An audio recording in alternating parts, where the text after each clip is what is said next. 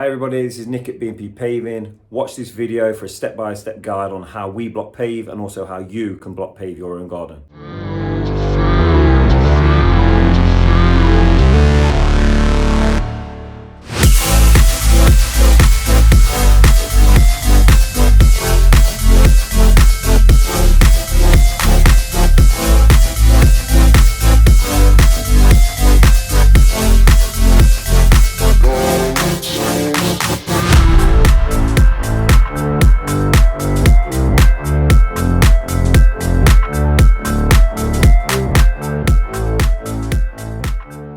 Right, so we're going to show you how to block pave yourself. You're going to need tools to dig out. So we've got shovel, breaker, pickaxe, sledgehammer. And what we're going to do is we're going to take this concrete area out to around a foot deep and stone it up.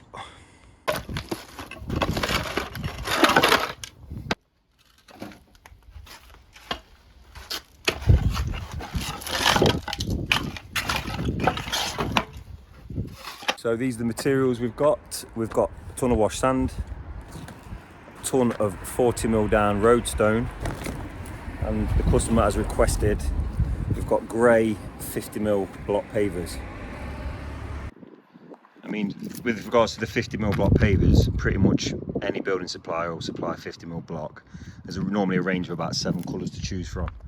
Also on this job, we've decided that rather than using a skip, which on the road at the minute is about £300, we're going to use old bulk bags. And what we do is we fill them. So probably on this job, about 4, maybe 5 tons. And then most grab lorry companies in the area will pick up a bag for around, say, £25 or do a half load for about 100 odd. Therefore, you know, the savings vast. You know, obviously we've got contacts, so we get looked after. But yeah, definitely a little tip there.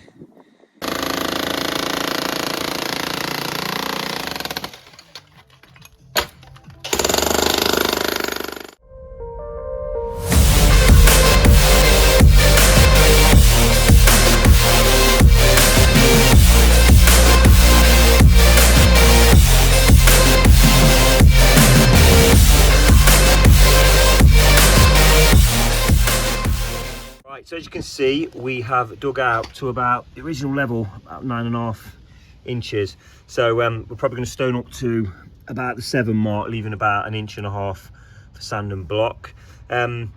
Reason for it being 9.5 inches, it's not load bearing. So what I mean by that is the normal sub base for a block paved driveway has to take up to a 5-ton weight limit, and this doesn't have to, it's just for foot traffic. So that should be more, I say should be, that will be more than adequate for a small patio area. Right, so we're all dug out.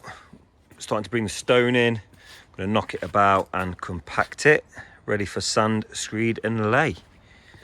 Okay, so that's the stone gone in, just being raked. Try and get level and get the correct falls on it.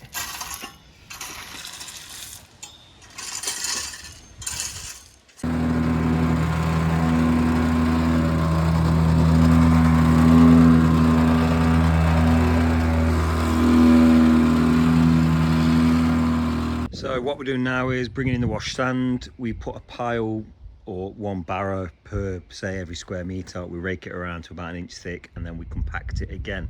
I did mean to say earlier that you will need, I mean this one's a bit heavy duty, this is more for driveways and so on, but you will need a whacker or compactor plate to do a job like this. Compaction is the key. Compaction is the most important thing in block paving or in a lot of jobs. You know, if you don't compact things properly, you're going to get movement. So yeah, we use the heaviest duty we can just to compact the sub base properly, and the sand and obviously the blocks when it's complete. So we're just raking the sand to about 1 inch in depth and then we will whacker it. Right, so we've compacted the sand, and then what we do is we drop in 2 bars into the sand. So we dig a slight trough out and we drop them in. These are screed bars. What they'll do is when we screed, which I'll show you in a minute, it will leave you your level surface to lay your block pavers on. Now on this job, we need to set them, because we're tying into existing paving, we need to set these blocks about 10mm high in the existing, so when we compact it, it'll drop back down to the same level.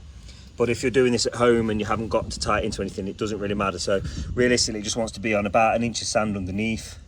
and you know, that should be sufficient. But as you say, because of tying into existing, it's going to have a slight lip until it's compacted. So we've set the bars now, and we're just screeding sand. As you can see, it will give you a level surface once it's complete for us to lay the paving on. Man like Folds is holding the rake, making sure it don't fall down at any point. So as you can see, we've just about to complete screeding the area using the 2 bars and the level. Pull it on top of the 2 with a nice smooth surface. And what we'll do is we'll take the bars out and we'll hand float these areas up.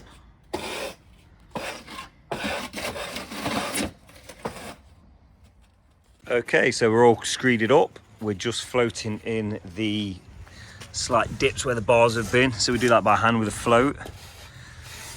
And we've set the pattern out to tie in with the existing pattern on this side. Like I said, if you're doing this at home and you're just doing an area, you don't have to do this. And we're just doing it to tie it in and make it look as best we can against the old. Let's get it laid.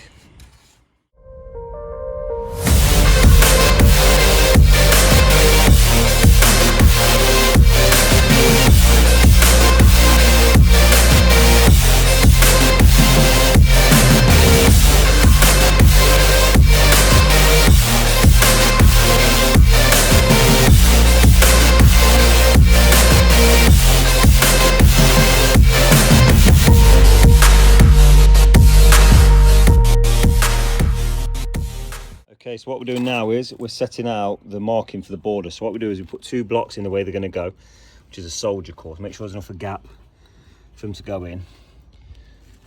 We set 2 of them, we put a level against, and then basically mark it up.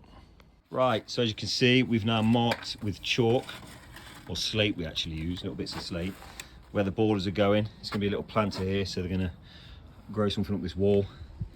Same here. So now what we do is we get a steel saw with a diamond blade and we cut these lines and we remove these excess cuts here and dispose of them, and then the borders, as I'll show you in a minute, will go in, starting to take shape.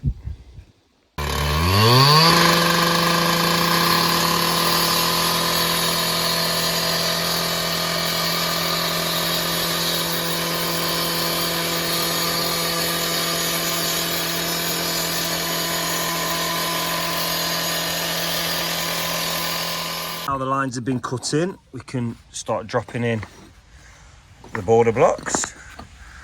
So as you can see, the lines that were marked out have all been cut. The borders are going in.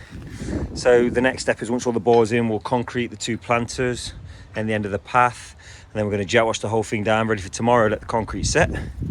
Hopefully get it finished off in the morning. Right, so that is all the borders are now in. Cut in, complete, all the little cuts and bits and bobs. So now we just need to do some concreting, and we're just giving it a wash down because it's a small area. It tends to get covered in dust, so we'll keep on top of it, and hopefully tomorrow morning it'll be dry and we can sand and whacker it. So we'll sand and compact it. So that's the plan. But looking good. Ready for 2 little flower beds for planting over here and there, look. Paths in. So that is day 1 complete. That's all the blocks laid, cut in. Got a path around here. With concrete at the end of the path. We're just waiting for that to set. So it's about 3:30. So we're going to leave it and we're going to come back in the morning and just sand and whacker it and clean it all down again and finish up. So yeah, that is the basics. Morning everyone. So I didn't have a chance to record whackering it and compacting it this morning, but we have done it. I had to nip and pick some kiln dried sand up. So if you can see, we've just sand and whackered the area. I'll flip the camera. So still a little bit dusty. We're just going to give it another wash down now, but as you can see, that's the completed area. So pattern, posing borders, got 2 planters in. I think the customer's going to plant like a creeper. It's going to go up the wall and around the top of the door and so on. So right, so a little bit dusty. Let's give it a wash down. So we just give it a wash down. First of all, to clean it. And secondly, I don't know how true this is, but I've always believed as you brush in a kiln dried sand, when you compact into the joints, so it's obviously been oven baked, so it's dry, hence the name. I think if you wet it down, it expands and obviously locks in the paving a little bit better. So that's the idea behind it anyway. Don't know how true that is, I probably made that up. You'll have to let me know. Most importantly, make sure you clean down the road afterwards as well, because people love to moan. So it'll make your life a lot easier just to give it a wash. Keeps customers happy, keeps pedestrians happy, and more importantly, it keeps the council happy. Police are here now, look. Post pipe van. And as you can see, look, all nice and tidy, all the bags have gone, all the materials. They were collected last night, so I couldn't really pick up any footage of that.